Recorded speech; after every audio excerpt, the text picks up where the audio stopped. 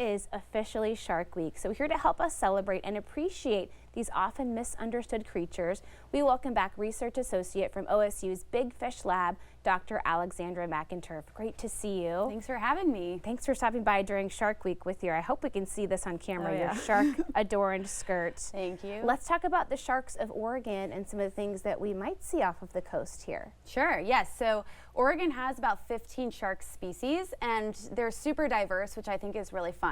So we have the small species like the brown cat shark, which is only about a foot or two long, all the way up to a shark that's the size of a small school bus, the basking shark.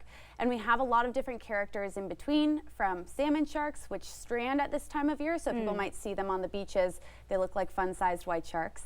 So cool. To blue sharks, which are also really prevalent and are blue, as their name suggests. Are people often surprised, I mean, even those who've lived here their whole lives, that we have that many shark species locally? Oh yes, I was surprised. Yeah. I didn't know that when I first moved to Oregon, and often we'll do a lot of talks on the coast, and people are always surprised at the shark diversity in Oregon. They might know about one or two species, but it's really fun to talk about how many there are. Yeah.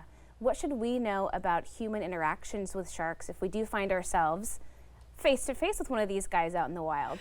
I think that would be extremely cool, but Yeah. also very rare. So there are many sharks out there, and if you are in the water, it is likely that there is one around, right? That's where they live.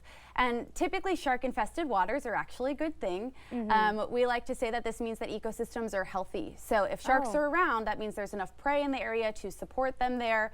So shark-infested waters are great. And if you do happen to encounter one in a variety of different forms, I would just say be as respectful as possible. It's very, very unlikely that you're going to even see the shark, much less likely that you even touch it.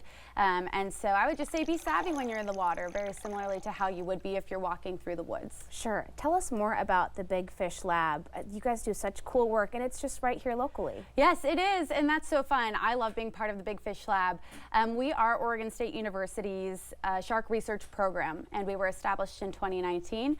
And we now have a whole bunch of different researchers. We've grown quite a bit over the last few years, and they range from undergraduate researchers to master's and PhD students, staff like me, and then even a few faculty. And we're all really dedicated to sharks and studying them and their relatives. Yeah. What kind of behaviors do you look at and are you learning about right now in sharks? I love talking about behavior because I'm an animal behaviorist by training, but there's a few. In particular, we're really interested in looking at where they're going.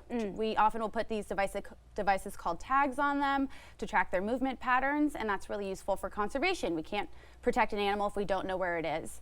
I'm also really interested in stuff like their social behavior. Yeah. Do sharks have friends is a question that I'm asking. Okay. And I think that's a really cool concept, the idea of sharks as social creatures. What do you think so far? So far, I think yes, and I think we need a global Facebook for sharks. Oh, that would be so cool. That would be. Oh my gosh, so many possibilities. What can people do to learn more and support local sharks here in Oregon? Totally. We often do a lot of education and outreach events as part of the Big Fish Lab, and we're super active on social media. So we're on Instagram at Big Fish Lab. And so people can learn about sharks via those platforms, Instagram or in-person events. We have a few coming up in Portland, so people should definitely stay tuned for that. And then we do have someone on Shark Week this week. Yes, tell us about that. Which This is I'm so really excited exciting. about. Yeah, it's really great how often you have someone from Oregon on Shark Week. Yeah. Dr. James Sulikowski is one of the supervisors in our lab, and he will be on Shark Week, I believe, on Saturday. Okay. Ultrasounding hammerheads. Whoa.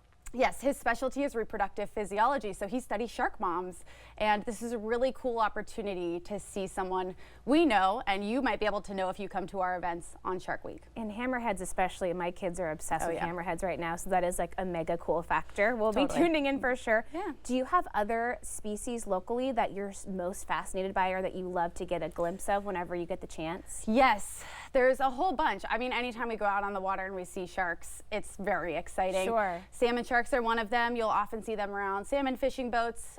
The blue sharks we love because they're beautiful, but they're very common. Thresher sharks are also found in Oregon, and they're distinguishable by their massive long tail fin. it is basically the size of their whole body, Oh, and wow. they use it to flick and stun their prey. Oh, Which is pretty cool. not like a propeller. It's their. It's like a tool. Yes. That is so awesome. Thank you so much. It was so fun. Always fun to chat sharks with you, but Oh, thank especially you. during Shark Week. Oh yeah, we love Shark Week, so thank you so much. Lots to look forward to. We'll have more information about Dr. Alex and the Big Fish Lab on our website at katu.com. We'll be right back with more Afternoon Live right after this.